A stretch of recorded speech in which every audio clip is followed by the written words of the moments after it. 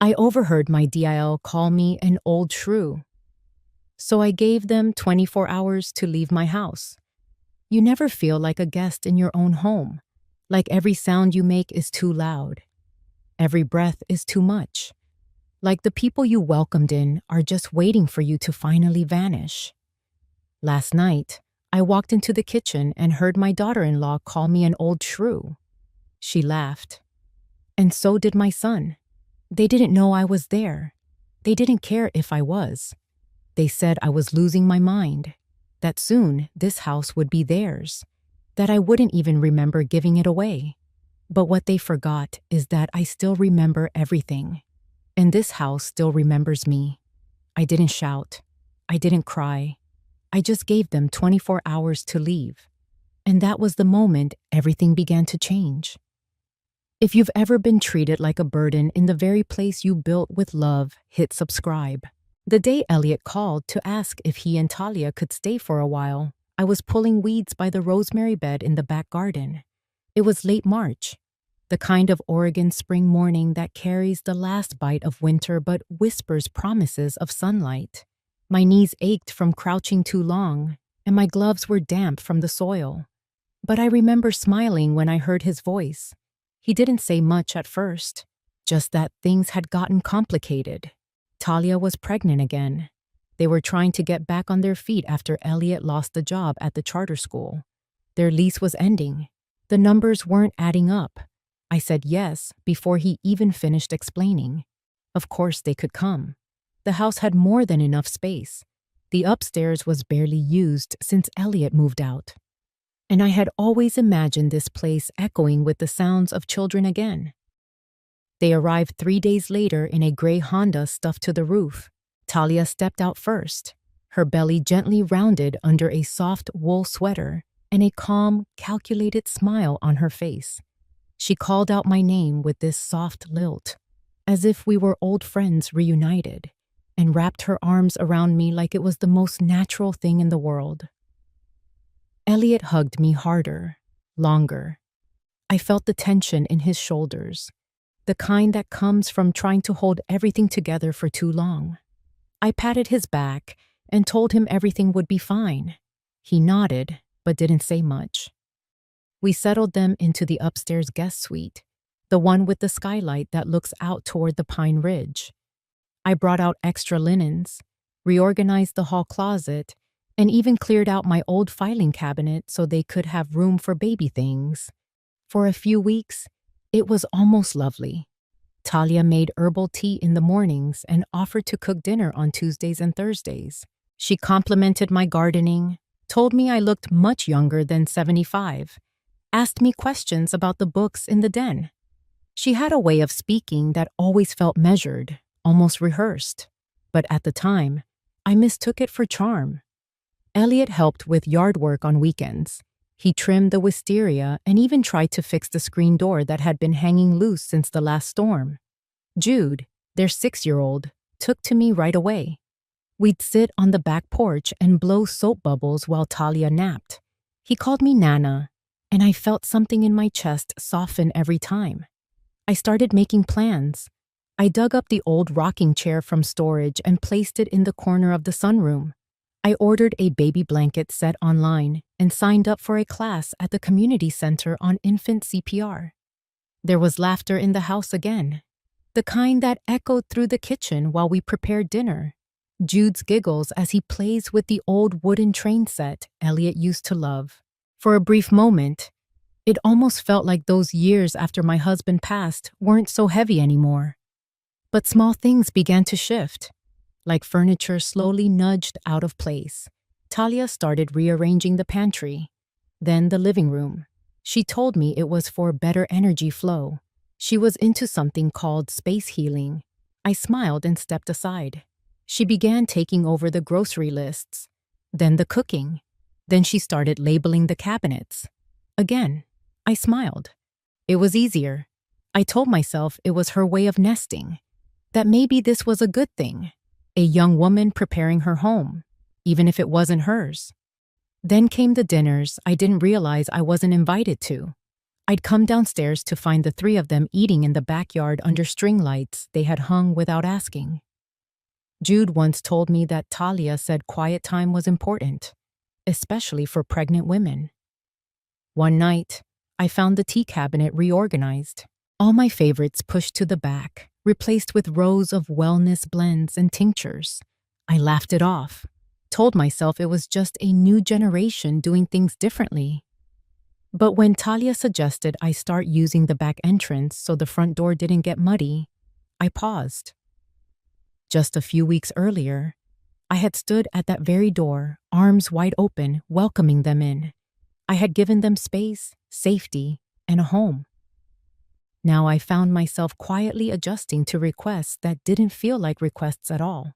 Still, I wanted to believe in them, in Elliot, in the idea of family coming back together. I reminded myself that sharing space meant learning to compromise. Maybe I was just too used to being alone. Even Daisy, my old friend from the food bank, noticed I was tired more often. She raised an eyebrow when I told her Talia was managing the finances for now, just temporarily, because it helped her feel secure during pregnancy. "You were the one who raised him alone after Richard passed," Daisy had said, pouring me a cup of weak coffee. "Just don't let anyone manage you in your own house." I laughed, shrugged it off, told her not to worry, because at that point, I still believed my door had always been open for love. I just didn't realize how quickly love could move in, make itself comfortable, and start pushing me out of my own home. I didn't know then that kindness, when mistaken for weakness, becomes a welcome mat for betrayal. And I definitely didn't know that everything would change the moment I heard what they said in that kitchen. But for now, I still believed we were a family, and I was trying so hard to believe that was enough.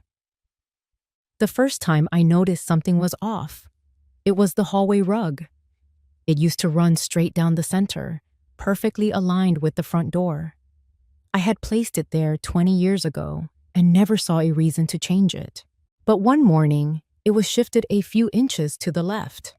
I adjusted it without thinking. Later that afternoon, it was crooked again. The second time, it was the thermostat. I'd always kept the house at 68 degrees, comfortable enough to move around, not too dry for my joints. I came back from the garden and saw it was set to 72. I turned it back. The next morning, 74. No one said anything. There were no discussions, no questions, just quiet decisions made in my own home while I wasn't looking. Talia started using the phrase flow a lot. Energy flow, natural flow, movement flow. One day, I walked into the living room to find my reading chair missing.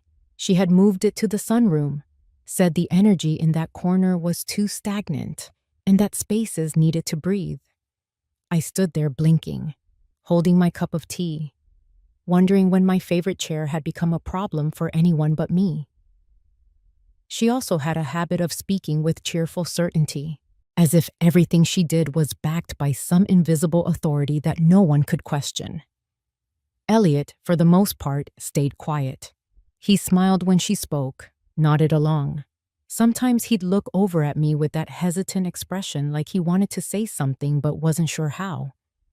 Then came the jars. Mason jars, dozens of them, started appearing in the pantry, labeled with her slanted handwriting. Turmeric blend, gut harmony, brain mood. They sat beside my flour, my sugar, the dried beans I always kept for soup. My pantry has become a wellness shelf, and my labels were pushed to the back. At the time, I told myself these were all small things. Preferences. A young woman trying to feel at home during a difficult time. I tried to be generous. She was pregnant, after all. She needed comfort, but it didn't stop there. The music in the mornings changed.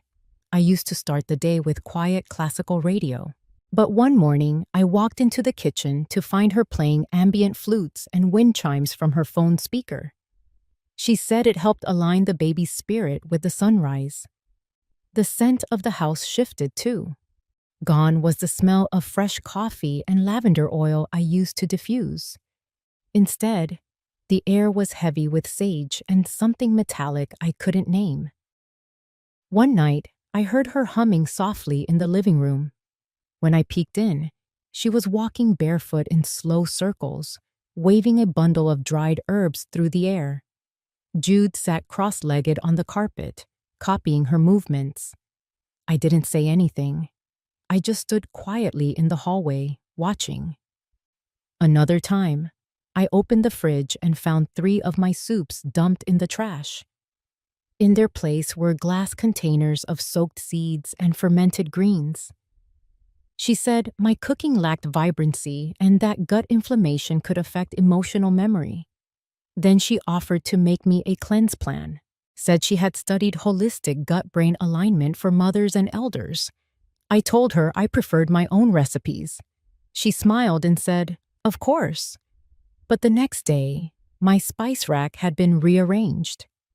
Around this time, Jude stopped coming into my room to read at night.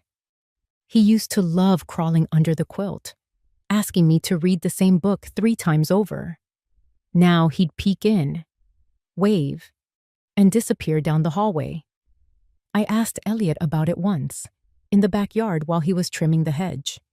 He paused, clipped too close to the bark, and said maybe Jude needed more structure these days. Said Talia had read something about boundaries being essential for child development. I nodded, though something in my chest pulled tight. And then, one afternoon, I came home from the library to find the bookshelf in the hallway gone.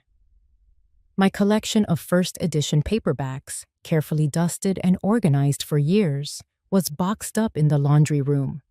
Talia had replaced it with an altar of sorts, a low wooden table with 3 stones stacked on top, a candle, and a bowl of dried herbs. Above it hung a framed quote about vibrational frequencies and higher paths. When I asked her what happened to my books, she said they were still safe, just relocated for better airflow. She said she was cultivating a peace corner and that clutter often held stagnant emotional weight. Clutter. That word settled in my stomach like spoiled milk. By this point, I stopped offering my opinion. I stopped asking. Instead, I began observing. Every change came in silence. No requests, no permission.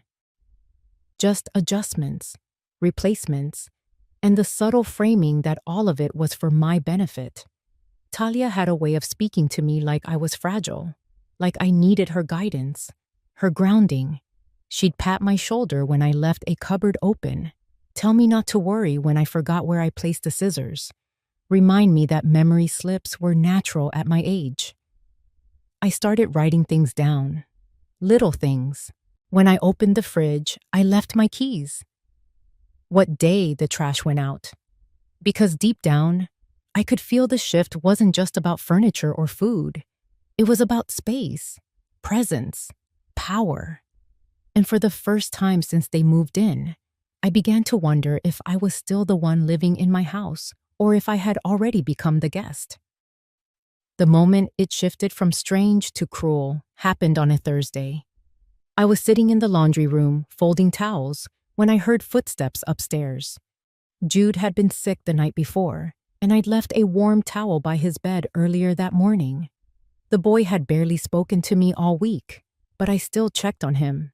As I folded, I heard voices through the ceiling vent. Our house was old, and sound carried oddly between rooms. That vent above the dryer had always brought whispers from the upstairs hallway. Most of the time, it was vague mumbling, but that afternoon, the words were sharp. She called me an old shrew, not quietly, not under her breath. Talia's voice was crisp. The old shrew had no clue, she said, and then she laughed, a short, dry laugh. Then Elliot's voice, lower but not soft. He said I would forget soon enough, that I was already slipping. I sat there, hands paused mid-fold, holding a dish towel I had owned since the year Jude was born. My heart didn't race. It didn't break. It just sank, like an anchor finally giving in to the pull. They kept talking. Talia said it was almost time, that once the baby arrived, they'd have to make things official. Elliot murmured something about the deed, about consolidating, about mental stability. Then she asked him if he had found the old will. He said not yet.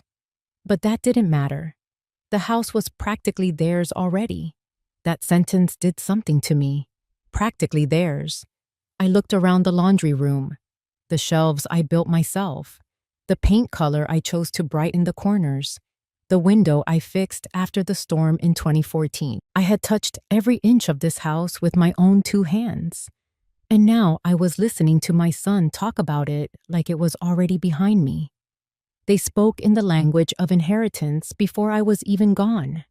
That evening, I made dinner as usual. Roasted chicken, carrots, and rosemary from the garden. Talia didn't come downstairs. Elliot ate half his plate in silence, then carried his fork to the sink without finishing. Jude sat across from me, his head low. I tried to catch his eye. He didn't look up. When he reached for the bread, his hand bumped the butter dish and knocked it to the floor. I bent down to grab it. And when I came back up, I saw something flicker in his eyes. Not fear, not guilt, something closer to pity. The kind of look you give someone who doesn't understand they're being left behind. That night, I couldn't sleep. The wind knocked softly at the window, and the floorboards creaked like they always had. But for the first time, the house didn't feel like it belonged to me. It felt like I was haunting it. The next morning, I pulled out the deed from the lockbox under my bed. It was still there. My name, my signature, my late husband's handwriting, everything still in place. I made a copy and tucked it into my knitting basket, not because I thought they would steal it, but because I had started to believe they already saw me as a ghost. That week, I noticed the medicine cabinet had changed. The supplements I took each morning had been swapped. My vitamin D was replaced with something called Memory Clarity. The labels were neat, a soft purple font. When I asked Elliot if he'd seen my original bottles, he said Talia had read new research and wanted me to try something different. He said it kindly, too kindly, like a nurse soothing a patient. Later that day, I found the printout on the kitchen counter, a medical article with words highlighted. Phrases like early onset, cognitive decline, risk assessment. There was a sticky note on top. Let's talk about this soon. No name. But I knew whose handwriting it was. I didn't bring it up. I didn't argue. I just started writing everything down. In a little notebook I kept in my cardigan pocket. What time I woke up, what I ate, what I cleaned, who I spoke to, what I remembered. I wrote about the butter dish, the conversation through the vent, the missing vitamins. I dated every page. I signed each one. They wanted a case for my decline. I would give them a record of my clarity. And then came the night I found Talia in my bedroom. I had gone out to the garden to cover the basil before the cold snap. When I came back inside, the upstairs hallway was dark except for a sliver of light coming from under my door. I stepped in quietly. Talia was standing by my dresser, holding the photo album I kept from my college years. She was flipping through it slowly, her lips pressed in a line. When she saw me, she didn't jump. She didn't apologize. She smiled, told me she was just checking on something, said she had heard a noise. The album was still open in her hands. I reached out and took it from her. My hand didn't shake. Her smile didn't either.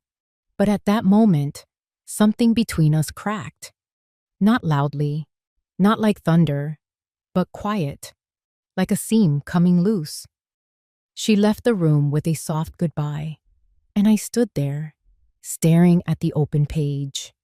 A photo of me in a yellow dress, barefoot on a lake dock, 19 years old, laughing. I ran my hand over the image. Not a ghost, not a burden. Me, still here, still watching, still remembering. And from that night on, I stopped hoping they would love me again. I started planning for the day I would ask them to leave. The morning after I found Talia in my room, I brewed my coffee slower than usual. The windows were still dark with dew, and the house held that heavy silence that comes before something breaks. I sat at the kitchen table with my notebook, the same one I had started weeks earlier. I logged the time. 6:37 a.m. I wrote about the way Talia had stood near my dresser. The way she didn't flinch. The way her smile held nothing behind it. I didn't hear anyone come down the stairs until just before 8. Jude entered first, rubbing his eyes, dragging his feet. I poured him a glass of milk and asked how he was feeling. He shrugged and mumbled something before climbing onto the stool. Then Elliot came in. He kissed the top of Jude's head and nodded at me. Just a nod. No good morning. No mention of what I might have heard the night before. I waited. I waited for a glance that said he knew. I waited for a word, a question, even a poor excuse. But nothing came. Talia didn't appear until nearly 10. She floated into the kitchen with one hand on her belly and the other holding a glass of green liquid. She smiled at me like nothing had happened. Compliment the lavender in the windowsill planter. Told Jude to go brush his teeth. Then she turned to me and said, softly, that she'd like to start taking over the weekly budgeting. Said it would help ease my load. I stared at her for a long moment. I didn't raise my voice. I didn't protest. I simply said that I prefer to handle the finances myself. She tilted her head like she was studying something fragile, then nodded, said she understood, and that was it. But from that day on, she stopped asking. She began doing things quietly, behind doors, with the certainty of someone who no longer believed she had to ask permission. A few days later, the bank called. A routine check, the woman said, just confirming a recent request to change the mailing address on my account. My heart dropped. I told her no such request had been made. She apologized, said it must have been a clerical error. I hung up the phone and sat still for a long time. When Elliot came home that evening, I asked him if he had tried to forward any of my mail. He blinked at me, then shook his head, said he hadn't touched a thing. I didn't believe him, but I didn't say that out loud. That night, I went into my closet and took out the small fireproof lockbox. Inside were all the documents that mattered. Birth certificates, the deed, my will. I took them out one by one and laid them on the bed. I reviewed every line, every signature. I confirmed what I already knew. I was still in control, legally, on paper. But in the house, I had started to disappear. Meals were made without me, decisions taken without my voice. Conversations happened with doors slightly ajar, always just far enough to keep me out. I started writing everything in sharper detail, not just what I did, but what they said, word for word, tone, time. One night, I wrote down a sentence Talia said while on the phone in the kitchen. She thought I was upstairs, but I had come down for water and stopped when I heard her voice. She told someone she was managing a high-stress environment, that she was monitoring someone with early-stage symptoms. She said the situation was under control, that they were taking steps toward what, she didn't say. I crept back upstairs without making a sound. That week, I asked Daisy to meet me at the park. We hadn't seen each other in nearly a month. She brought me a scone in a napkin and sat beside me on the bench like nothing had changed. I told her about the vitamins, about the labels in the pantry, about the mail, the photo album. She didn't interrupt, just listened with her hands folded tight in her lap. When I finished, she nodded and said one sentence. You need someone on your side who knows the law. I didn't respond. but I knew she was right. 2 days later, I called a lawyer, not the one Elliot knew, a woman from town who had helped Daisy with her brother's estate. Her name was Catherine. She was calm, kind, and direct. She listened. She asked quiet, thoughtful questions. She didn't treat me like I was confused. She didn't smile in that way people do when they're trying not to patronize. She took notes. She asked if I had documentation. I told her yes. She asked if I had ever been diagnosed with cognitive issues. I told her no. She said the next step was to make sure no documents had been altered or moved, and to update my will, just in case. I went home and made a copy of everything. Then I brought the originals to Catherine's office the next morning. She promised to hold on to them securely. That night, I slept with my notebook under my pillow. Not because I was afraid, but because I was done pretending this was still about misunderstandings. I had waited for weeks for a single word, an apology, an explanation, even a moment of doubt in Elliot's eyes. But it never came. What came instead was silence. Polished smiles, soft lies layered with wellness jargon. They didn't see me as a mother anymore. They saw me as an obstacle, and I had no intention of fading quietly. Not in my own home, not after everything I had built, and certainly not for two people who thought kindness was a weakness they could mold into silence. I had been silent long enough. Now, it was my turn to listen, to watch, and to wait for the moment they believed I was too far gone to notice what came next. Because I had already seen it, and I was ready. The house had become a museum of sounds, not the usual kind, not creaking steps or drawers opening, but measured, intentional quiet, the kind that tells you people are speaking in other rooms and don't want you to hear. I began to adjust my life around their silence. I moved softer. I stepped lighter. I listened deeper. And in that quiet, I began preparing. I started in the attic, not the dusty corners filled with boxes and mothballs. I mean the finished space with the cedar chest and locked file drawers. It was the only room Talia never touched. She said the air felt too dry up there. She claimed the smell gave her headaches. That suited me fine. Inside the cedar chest, I kept a small recorder. It belonged to my husband. He used it to dictate ideas when he was designing town council proposals.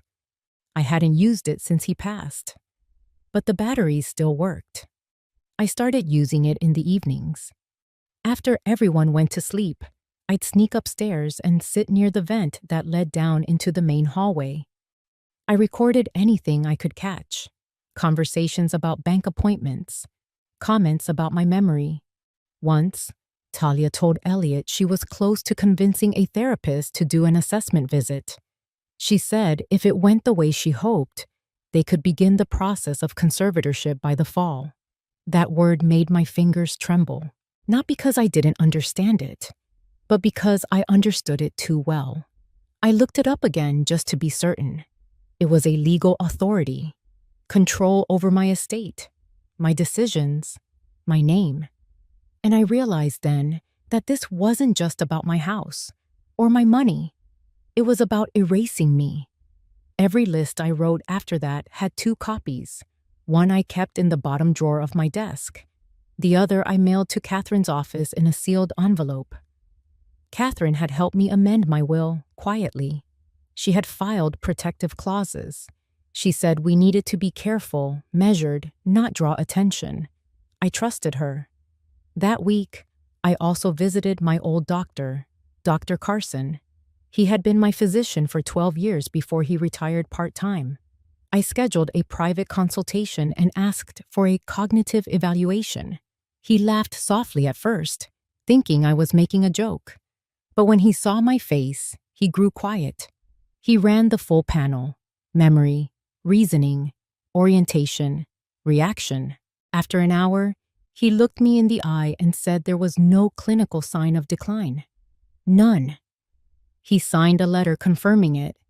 I made 6 copies. One went straight to Catherine. I didn't confront Elliot or Talia. I didn't change my routine. But now, every word they spoke around me carried a different weight. When Elliot suggested I take a break from grocery shopping, I smiled and agreed. When Talia offered to manage my prescriptions online, I thanked her and said that was generous. And at night, I recorded my voice, my thoughts, my plans. I spoke into the recorder like it was the only person in the world still listening. One evening, I overheard something that made my jaw clench. Elliot was on the phone. He thought I was outside watering the garden, but I was at the kitchen window. He was talking to a real estate agent. He asked about listing a home without alerting the co-owner. He asked if power of attorney could override occupancy rights. He said, and I remember this exactly, that I wouldn't be an issue much longer. The agent's voice was muffled, but Elliot said he'd call back when things were settled. That night, I didn't sleep at all. Instead, I wrote a letter to Jude. Not a dramatic one, not a farewell, just a simple letter from a grandmother to her grandson. I told him that if he ever felt confused, if things around him stopped making sense, he should look in the cedar chest. I gave him the combination. I tucked the letter into the back pocket of one of his old books and placed it on the second shelf in the sunroom. He hadn't read with me in weeks, but I hoped he'd come back to it one day. Then I called Catherine and asked her to set a formal meeting. In person. No delays. We met in her office the following Tuesday. I brought my documents, the recording, the new letters. We made a plan. I wouldn't act yet. That would come later, but we would prepare legal protections that could be triggered the moment they tried to take anything. My house, my name, my choices. When I left Catherine's office, I felt something I hadn't felt in months. Stillness. Not the stillness of being ignored or erased, but the stillness of someone waiting with purpose. When I returned home, Talia was on the phone again. She was pacing the kitchen. She paused when she saw me, then smiled. She asked if I'd like some tea. I said yes, and as she turned her back to the stove, I stood behind her for a second longer than necessary, watching her. She poured the water, stirred the herbs, gave me the cup with both hands. I took it, sat down, sipped it once, and I thought to myself, you may think I'm fading, you may think I've gone soft, but I am watching every move, and I am not done yet, not by a long stretch. By mid-April, the camellias had bloomed along the south wall of the house. I had planted them after my husband passed, during a spring that was colder than usual. I remember kneeling in the dirt, hands shaking, heart hollow. But those flowers had rooted strong, and they came back every year without fail. That morning, I stood by them with shears in hand, trimming a few blooms for the kitchen table. The sun felt warm on my shoulders. Birds stirred in the oaks. For a moment, everything looked as it should. But nothing felt right anymore. Inside the house, Talia was in the office. I had watched her from the hallway, hunched over my desk like it was hers. She kept a manila folder by her side, the one she never left unattended. Elliot had begun sleeping downstairs again, claiming back pain, though I knew it was just an excuse to leave our shared bedroom without questions. I didn't press. I didn't confront. I collected. The recordings in the attic had grown longer. Their voices are more confident. 2 days ago, I captured Talia talking to a social worker on speakerphone. She said I was becoming unpredictable, that I'd misplaced items, repeated myself. She used phrases like behavioral drift and personality shift. She was building a case. I saw it clear as glass. But I wasn't helpless. Catherine had called that morning. She had filed the notarized update to my will. The deed was untouched. The legal backup was ready. We just needed timing and proof. I had asked Daisy, quietly, if she knew anyone who worked in the public records office. She did. A woman named Claire who volunteered at the food bank with us. Daisy invited her for tea without explaining why. I kept the conversation casual, but I asked one thing: whether it was possible to track if someone had filed an initial petition for conservatorship without serving notice yet. Claire hesitated, but said yes. If someone filed a preliminary inquiry with the intent to declare mental incompetence, the record would exist. That evening, she called Daisy. It was there, filed under my name, Elliot's signature. They hadn't told me, hadn't served papers, but the process had begun. I didn't cry. I didn't shake. I made soup for dinner. I set the table. I smiled when Jude came in from soccer practice, his knees muddy and his cheeks pink. After dinner, I folded laundry while Elliot sat in the den, watching the news. Talia was in the upstairs hallway, humming. I slipped outside and placed a small envelope beneath Daisy's welcome mat.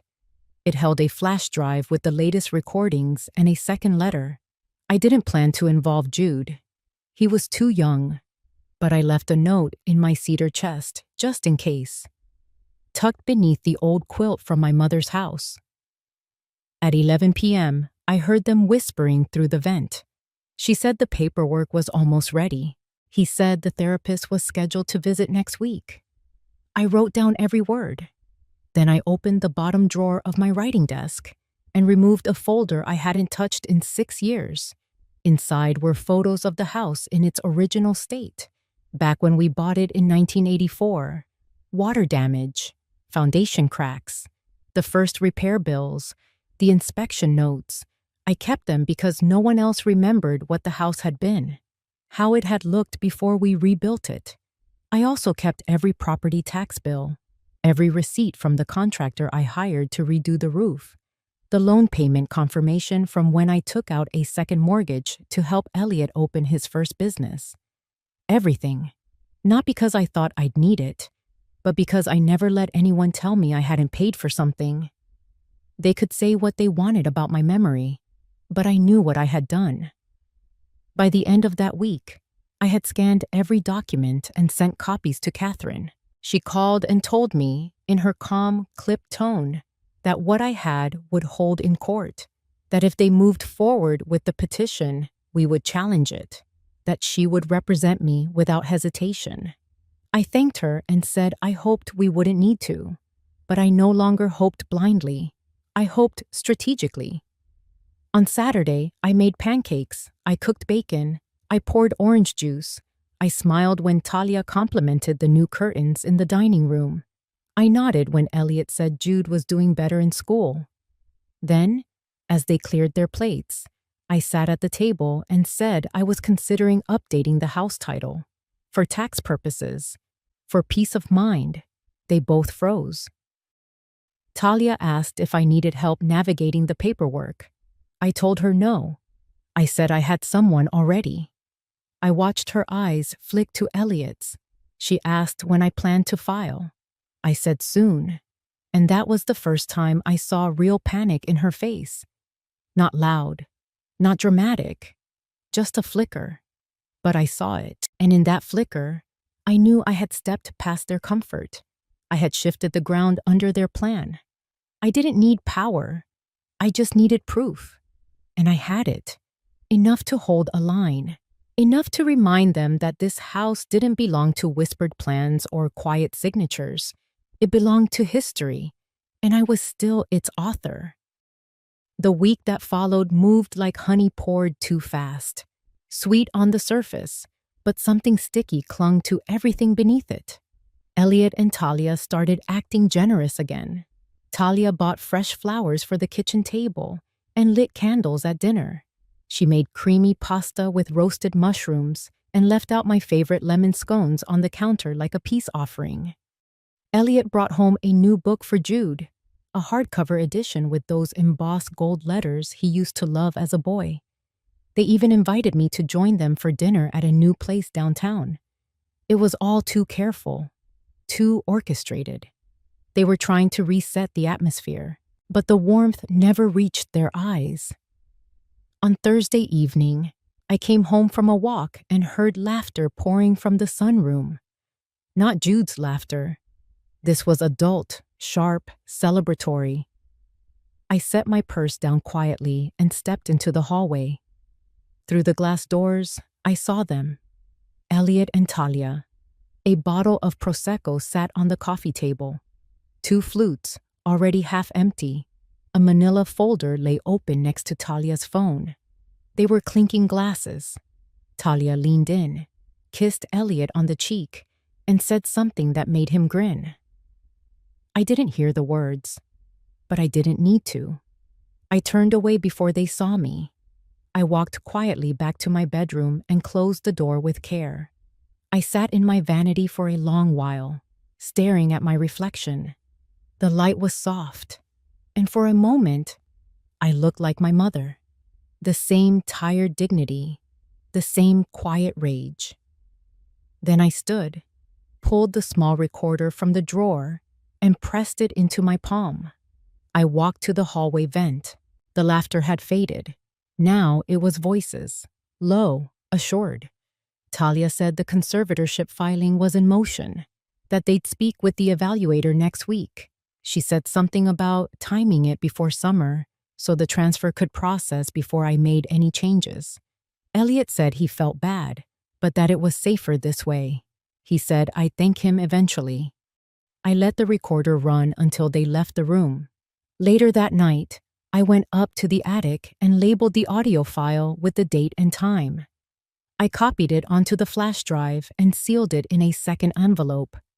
This time, I didn't leave it with Daisy. I mailed it directly to Catherine. The next morning, I watered the camellias.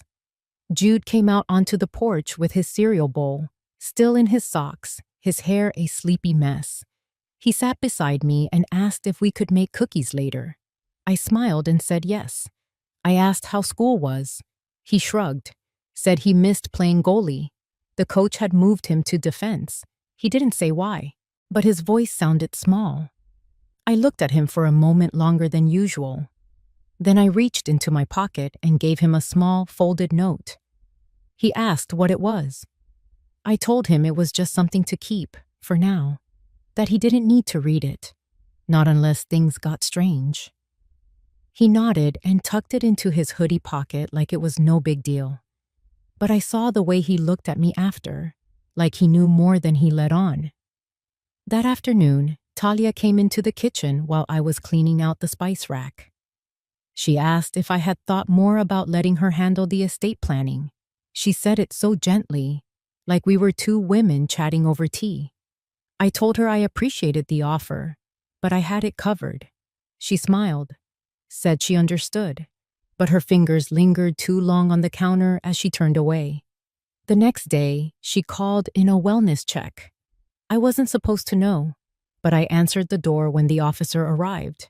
He said it was just a courtesy visit, that a family member had expressed concern about my safety and cognition. I smiled and offered him a seat. I answered every question clearly, explained my medication list, showed him my pantry, my calendar, even my knitting schedule at the church. When he left, he apologized, said it was clear I was fine. I thanked him and closed the door softly. That evening, I didn't speak during dinner. I just watched them. Talia was too cheerful. Elliot kept reaching for the salt like he didn't taste anything. They knew I knew, but they didn't know what I had. The next morning, I dressed early, wore my Sunday coat, polished shoes. I met Catherine at the courthouse. We filed a formal notice to preemptively block any petition for conservatorship, citing malicious intent and supporting evidence. We included the audio recordings, the document scans, the wellness check report, the statement from Dr. Carson. It wasn't a full lawsuit, not yet, but it was a warning shot. On the drive home, I didn't feel triumphant. I felt ready. Back at the house, Talia was in the backyard, pruning the rose bushes I had planted. She turned as I came through the gate, offered me a too sweet smile, and asked if I'd like to sit with her. I nodded. I sat. We talked about the weather. We talked about nothing. And all the while, I held one thought in my chest like a stone. They were toasting, but I was recording. They thought they had moved their pieces in secret, but I had been watching the board the whole time. And now it was my turn to make a move they wouldn't see coming. Quiet, calm, legal, precise. I had been patient. Now I was prepared. And they had no idea, not yet. It happened quietly. A letter in the mail, cream-colored envelope, court seal in the corner. I was slicing pears in the kitchen when I saw them on the stack. Jude had brought in the mail and left it beside the sugar bowl. I washed my hands and sat down to open it. It was addressed to Elliot, but I knew what it was. An official response. A notice of legal hold, filed by Catherine, approved by the judge.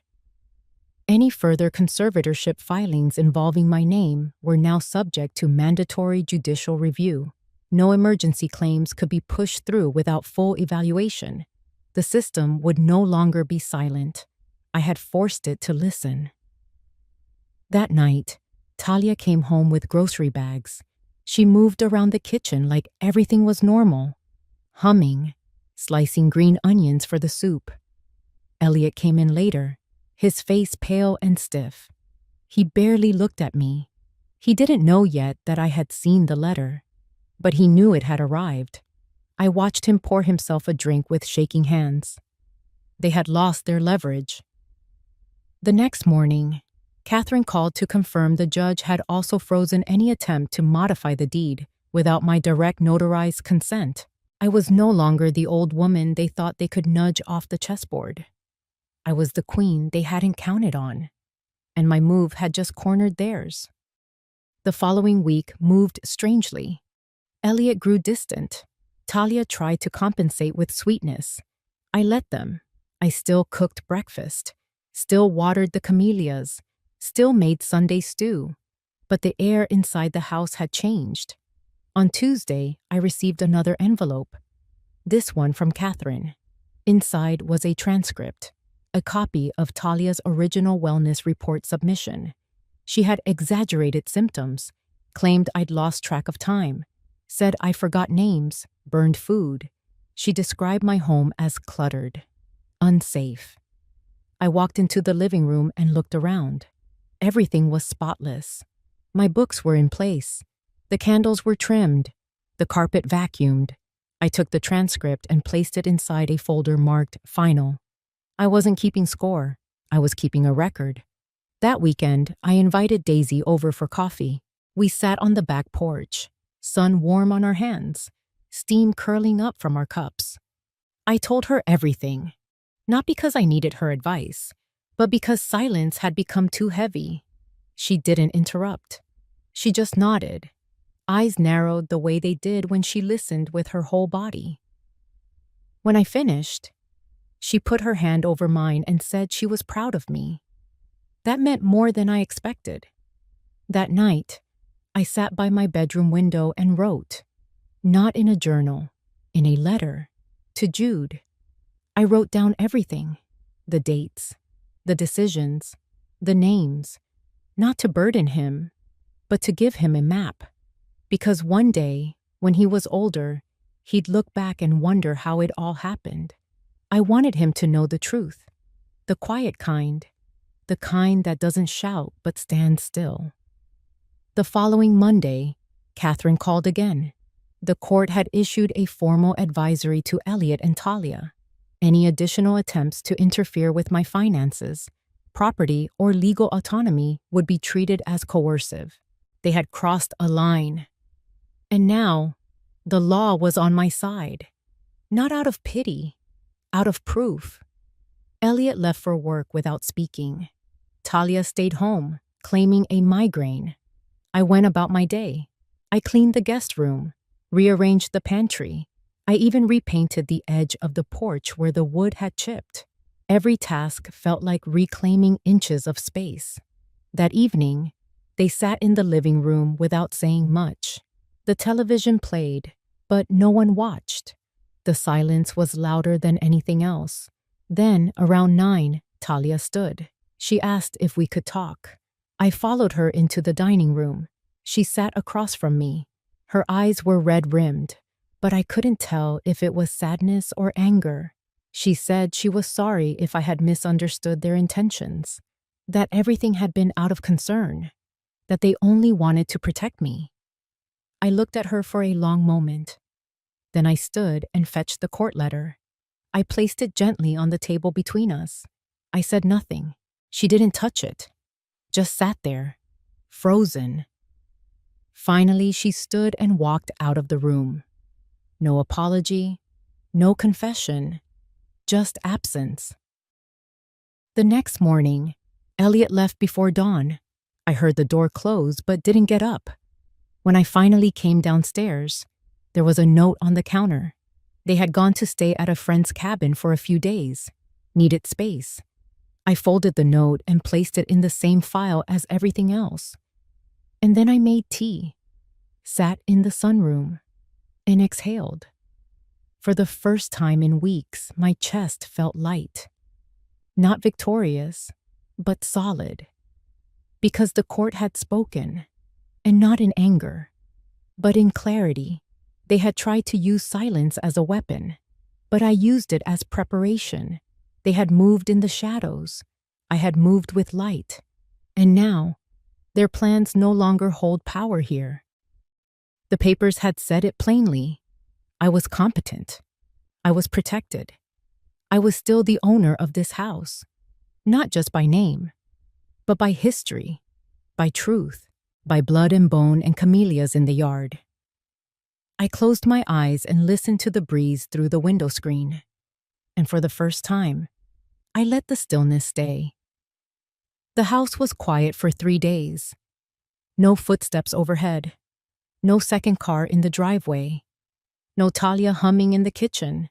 No Elliot adjusting the thermostat like he always did when the mornings ran cold. Just me and Jude.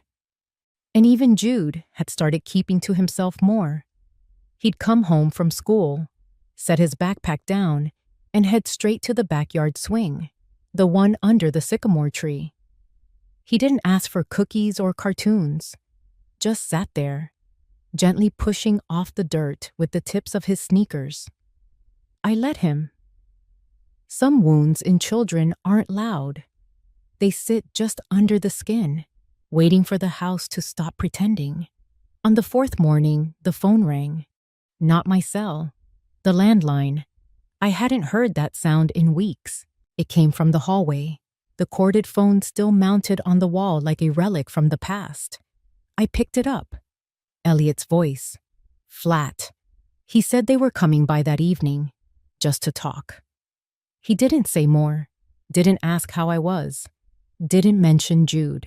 I told him dinner would be at 6. That was all. I hung up and stared at the receiver in my hand. The plastic felt heavier than it used to. That afternoon, I cleaned the living room. Not because it needed it, but because I needed the motion. I wiped the glass on the photo frames, straightened the throw on the couch, lit one of the old lavender candles I had kept in the pantry for too long. By 5:30, I had Jude showered, fed, and tucked into his room with a book. At 6 sharp, their car pulled into the driveway. I opened the door before they knocked. Talia looked thinner, her skin pale, makeup softer than usual. Elliot looked like a man who had run out of stories to tell himself. We sat in the dining room, not the kitchen, not the porch. There was no soup this time, no coffee or cake, just 3 chairs, one truth. Elliot spoke first. He said they had reviewed everything, the court filings, the advisory notices, Catherine's formal documentation. He said they realized they had underestimated me, that they thought they were acting in my best interest. I didn't interrupt. Talia stared at the tablecloth, picked at a thread like it held all the answers. Then she looked up. Her voice was quieter than I'd ever heard. She said they were sorry, not for everything, but for assuming I couldn't handle things anymore. She said they were scared. Scared of losing control. Scared of responsibility. Scared of becoming me one day. That last part caught me. Because it was honest, brutally so. I let the silence stretch. Let it weigh on all of us. Then I stood and left the room. Came back with 2 folders, one for each of them. Inside were the final notices, legal acknowledgments, confirmations of the court's stance. But more than that, copies of letters I had written. One for Elliot, one for Talia. Not threats, not warnings, just truths. I had written about the day Elliot was born, how I held him against my chest and promised I would always be his safe place. I wrote about the winters we spent curled up in the den, reading aloud from dog-eared mystery novels. I wrote about the moment I realized he no longer saw me as a lighthouse but a burden. And I wrote about how that broke something in me I hadn't known was breakable. For Talia, I wrote about the first time she called me mom, and how I had smiled for hours afterward. I wrote about the dinners we once had, where laughter was easy and the air didn't taste like control. I wrote about the sting of hearing her call me an old shrew, not because it hurt my pride, but because she said it with such ease, like I was already gone. When they finished reading, neither spoke. They didn't need to. I stood and said what needed saying. I told them they were free to go, that the guest room would be packed by morning, that I would help them find a place if they needed it. But this house, this home, was no longer theirs to manipulate. It belonged to memory, to dignity, to me. Elliot nodded slowly, not in agreement, but in recognition. Talia wiped her cheek, not with shame, but with quiet understanding. They left an hour later, no slamming doors, no final words, just the sound of gravel under tires. I locked the door and sat on the bottom step of the stairs, not because I was tired, but because I was full of everything that had never been said, everything that had been taken, and now, finally, everything that had been reclaimed. I didn't cry. I didn't smile. I just sat, breathing, because sometimes the most powerful thing a woman can do is not raise her voice, but to speak once, clearly, and let the silence do the rest. It rained that night, the kind of soft, steady rain that hushes the whole world. I sat by the window with my cup of chamomile, listening to it tap against the glass like a lullaby for grown women. Jude was asleep upstairs. The house creaked gently under the weight of the weather. It had been 2 days since they left. I had washed the linens from the guest room, folded them tight. I placed them on the shelf where I kept my mother's quilts. I didn't cry. I didn't miss them. I missed the version of them I once believed in. But that was different. The morning after the rain, I stepped out onto the porch with my coffee and saw something at the foot of the steps. A box. Plain. No label. I carried it inside. Inside were old photos, Jude's school drawings, a few letters Elliot had written to me in college, and a necklace. The one Talia had borrowed years ago and never returned. It was wrapped in tissue. No note. Just the past, laid bare in cardboard. I closed the lid and set it aside. That afternoon, I got a call from Daisy. She had heard from someone that Elliot and Talia had moved into a rental on the far side of town. Small place, no garden. Daisy asked if I was all right. I said yes, and I meant it. For the first time in a long while, I wasn't living under the weight of hope. That old, heavy hope that they'd come around, say the right thing, be the son and daughter-in-law I used to dream about. Hope can be cruel when it overstays. That evening, while putting away laundry, I found one of Jude's notebooks under his bed. Inside, he had drawn the house, our house, me standing in front, holding a watering can, him on the porch, waving. There were no other people in the drawing. No Elliot, no Talia, just the 2 of us. And flowers, camellias. The next morning, he asked if he could sleep in my room that night. I said yes. Not because he was scared, but because I think he needed to be near something that wasn't pretending. After dinner, I tucked him in beside me. He curled up small, like he used to when he was a toddler. I watched him fall asleep and wondered if he'd remember this house years from now.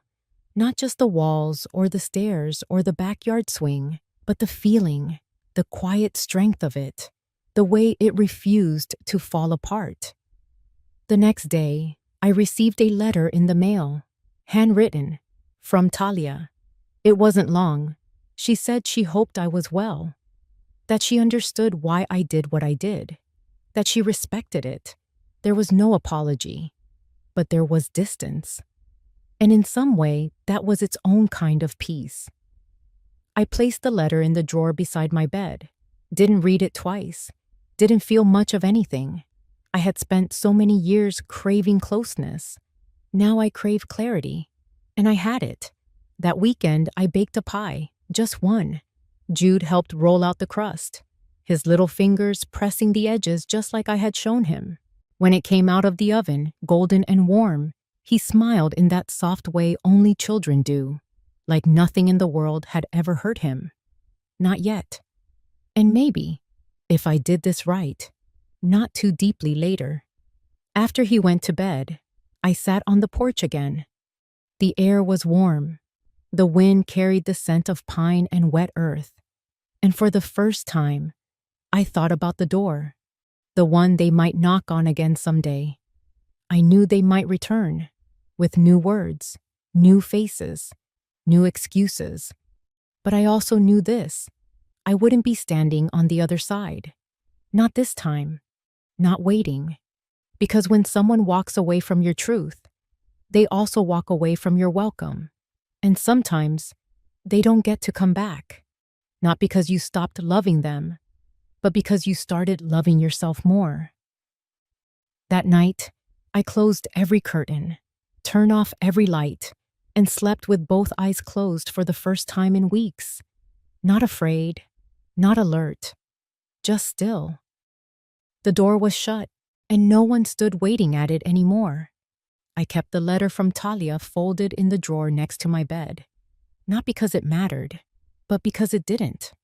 There was something final about leaving it untouched, a kind of quiet punctuation to a sentence I no longer needed to read again. The house was quiet again, not empty, just quiet. And that quiet had become its own kind of companionship. Jude had started humming when he drew, little half-songs that filled the corners of the living room like sunlight. We planted chrysanthemums by the fence. I told him they were stubborn flowers, blooming right as everything else died. He liked that. The legal parts settled one by one. I closed the joint bank account. A certified letter arrived from Elliot's lawyer, stating he would no longer pursue any rights over the house. I read it once, then placed it beside the letter from Talia. Sometimes closure doesn't arrive with tears. Sometimes it comes in the form of a signature. That afternoon, I opened my closet and pulled out the deep green coat I hadn't worn in years. It still fits. I wore it to the market. The cashier, a young girl with pink hair and kind eyes, complimented the color, said it made me look strong. I told her I was, and I meant it. That evening, I cleaned out the old closet at the back of the house. I found a box of Elliot's baby clothes, a tiny pair of sneakers, and a sun hat. I held them for a moment, then placed them gently in the donation pile. Not everything has to stay just because it once meant something. A letter came from the school. Jude was selected to read a poem during the autumn assembly. He asked if I would come. I said yes. On the day of the assembly, I wore my green coat. Jude stood on stage, small and steady, his voice clear. When he finished, he looked at me, and I gave him a small nod. Not too big, just enough to say I saw him. I always did. That night, Jude brought me a drawing. It was the two of us again, but this time, there were roots under the house, big ones, like trees, holding the whole thing in place. He told me it was our safe place, the one that couldn't be taken. Later, after he was asleep, I sat in the living room. No television, no noise, just the steady rhythm of the clock on the wall. I thought about everything they tried to take: the house, the money, the memory. But I still had this chair, this light, this life. I didn't need a courtroom to declare me right. I just needed to stand here, in my own home, knowing I had not disappeared. Peace isn't always loud. Sometimes, it's just the sound of nothing missing. I went to bed without checking the locks, without waking at 2 a.m., listening for a car engine or whispering guilt. I pulled the quilt up to my chin, listening to the wind, and I said, out loud, to no one in particular, "They will not write the last line of my story. I will." If you've ever been made to feel like a guest in your own life, if you've had your truth rewritten by someone else's comfort, and if, like me, you've ever found the strength to quietly reclaim what's yours, then you understand. Subscribe if you believe dignity should never be negotiable. Subscribe if you know what it means to walk away, not to punish, but to preserve yourself. And above all, stay for the stories that remind us it's never too late to be seen again.